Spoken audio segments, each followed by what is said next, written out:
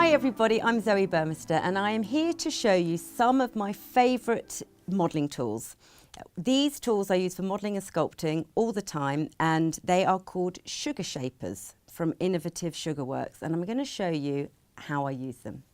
For those of you that know my work, you know that I like to sculpt a lot. That's mainly what I do. And my first #1 tool, which is completely free, are these. They're my hands, right? Don't be frightened to get in there and feel what it is that you're creating, right? This is the most valuable tool, as most of you cake decorators will know. What you have are your hands.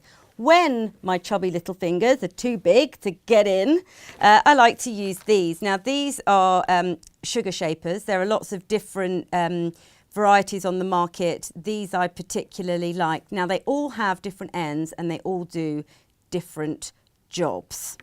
So let's go through them one by one. So the ball tip. Now with the sugar shapers, you have two sizes on each end. You have the basically a bigger version and a smaller version, both doing the same job and achieving the same thing, but allowing you just to change the scale. This ball-ended tool is really, really, really useful. One obvious application. I'm just going to show you this little guy, who was actually a tutorial by Crumb Avenue, something that I made a couple of years ago, just so simply adorable. But the ball end tool, really, really, really useful for creating eye sockets, for example. It's lovely and smooth. Not going to get any lines marked into it. Really, really useful tool. Some of you may have, you can get, as I say, you can get different types of ball tools. These have a slight flexibility to them, which just gives you a little bit more scope. The pointed chisel tip, again, if you want to create little holes in something, if you want to create, why don't I show you on a little bit of modelling chocolate here. It's just easier to see it rather than me waving it around.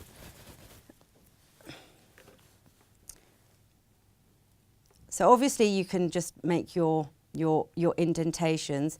I like this tool because I use the side of the tool an awful lot. If I'm sculpting on something and I need to sort of get in there and create more of a sweep, this is the tool that I use the most, actually, because it's very, very fine and goes to a point. Say, for example, I'm doing inside an eye. I'm doing the crease inside an eye and I want to just sort of get in there. I use the edge of this tool for that. So that's your pointed chisel tool. The other tool from this set that I use an awful lot is this one, the tri-tip chisel tool. What's great about this tool is it's angled out at both edges. So it's a bit like a blade tool, which is great because you can obviously just create your lines. But because we're angled at both ends, the great thing about this tool is it pushes the fondant or the sugar paste, whatever medium that you're using, it pushes it out as well as in.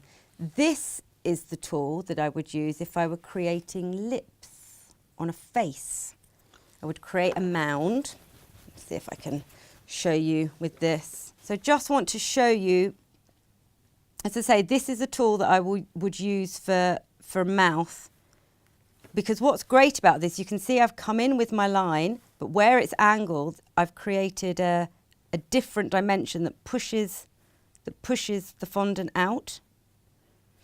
So this is a really, really useful one for all sorts of things, but if you're creating lips or something like that, this is a great tool.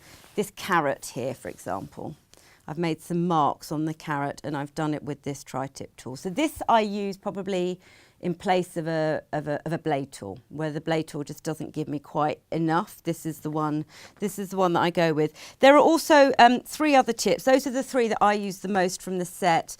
But you have this flat chisel, you have these you have this one which is curved, which is very nice if you're trying to create a curve on something that you might be modelling, and then this which is a flat angle.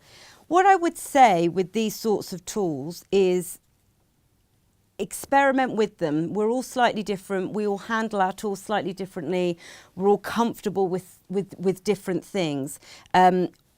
What I like generally about this tool is what they're made out of, because they've got a slight flexibility to them. I know that I am able to just get in there a little more, and they work equally well on chocolate, modelling chocolate, gum paste, as well as sugar paste. So that is pretty much all I would say you would need to kind of get going with. Obviously, there's a whole bunch of equipment out there, amazing equipment, lots of exciting mats and moulds and all sorts of things. But to begin with, this is probably all you need.